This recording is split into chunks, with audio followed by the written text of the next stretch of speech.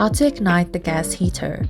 Fully press the control knob down at the off position, then turn and hold down for at least 10 seconds at position 1. While holding the control knob down at position 1, press the red button at a higher frequency to ignite the gas heater.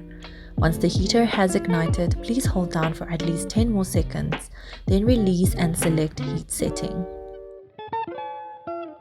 Knob check. If you experience that the fire turns off when you let go of the knob, please do the following. Find the small locking bolt below the pipe where you connect your gas cylinder.